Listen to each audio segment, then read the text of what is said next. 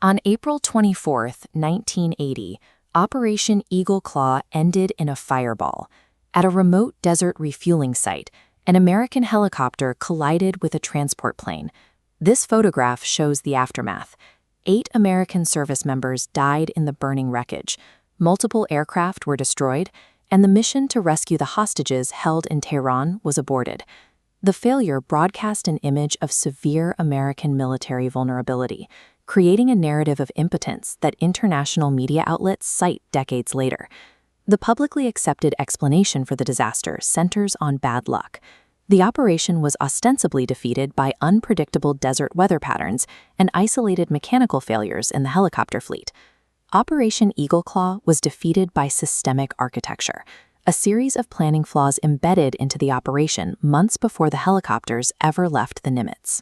In the immediate aftermath, the Joint Chiefs of Staff commissioned a Special Operations Review Group to conduct a ruthless, independent audit of the failed mission. The result is this declassified document, commonly known as the Holloway Report. It serves as the ultimate unvarnished autopsy of the operation. This table of contents breaks down the group's analysis. Investigators identified 23 discrete issues that compromised the mission from its inception. The report maps out a planning process that prioritized absolute secrecy over structural viability, revealing how specific design choices by the Joint Chiefs led directly to the disaster. The tragedy at Desert One demonstrates how extreme compartmentalization creates a fragile system, where a single point of failure triggers total operational collapse. This photograph shows the USS Nimitz, the starting point for the rescue force. 8 RH-53D helicopters launched from this flight deck into the Iranian desert. The Joint Task Force established an absolute abort criteria. A minimum of 6 helicopters had to arrive, or the mission would be canceled. This redundancy broke down immediately. Helicopter 6 indicated an impending rotor failure. The crew abandoned it, dropping the force to 7. Further inland, the remaining helicopters unexpectedly flew directly into a massive, blinding dust cloud known as a haboob, plunging the pilots into near-zero visibility. Inside the dust, Helicopter 5 suffered a critical navigation failure. The pilot aborted, leaving exactly 6 helicopters. The final blow occurred at Desert One. Helicopter 2 was diagnosed with an unrepairable hydraulic leak. The count fell to 5, triggering the automatic abort. Launching with only 2 backup aircraft against unpredictable environmental friction doomed the operation to an almost mathematically guaranteed failure. Why did military planners knowingly launch with an insufficient number of backup helicopters? The Holloway Report traces this physical attrition back to a structural planning flaw, the over-prioritization of operational security, or OPSEC.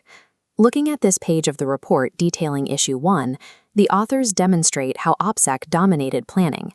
The text explicitly concludes that strict adherence to secrecy excluded certain activities that could have materially enhanced the probability of mission success. This paradox directly caused the failure of Helicopter 5 in the desert. The Joint Task Force completely lacked integrated weather intelligence regarding suspended dust. Planners blinded themselves by excluding weather experts, keeping them outside an impenetrable OPSEC wall due to security risks. The same logic restricted the helicopter fleet. Launching more aircraft increased radar detection risk, actively prioritizing secrecy over redundancy.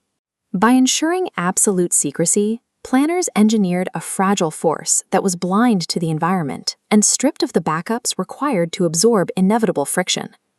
This prioritization of secrecy over capability extended beyond planning and poisoned the structural foundation of the Joint Task Force itself. This document, covering Issue 2, notes that military leadership bypassed existing Joint Chiefs contingency plans. Instead of a cohesive framework, task organization and integration of units were compartmentalized and reliant upon ad hoc arrangements pieced together from scratch. Because the units were thrown together under strict operational security, they trained in isolation. The Air Force C-130 transport crews and the Marine and Navy helicopter crews never conducted a comprehensive, unified, full-dress rehearsal together prior to the mission.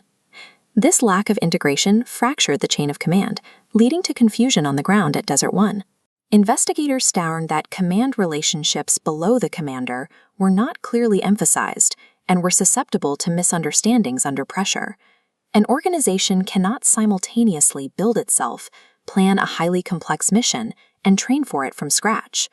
Relying on ad hoc arrangements over established institutional structure created fatal operational friction.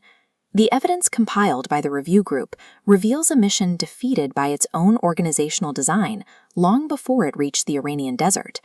The review group's ultimate solution explicitly recommends that a counter-terrorist joint task force be established as a field agency of the Joint Chiefs of Staff, operating with permanently assigned staff personnel and certain assigned forces, curing the ad hoc disease that plagued Eagle Claw.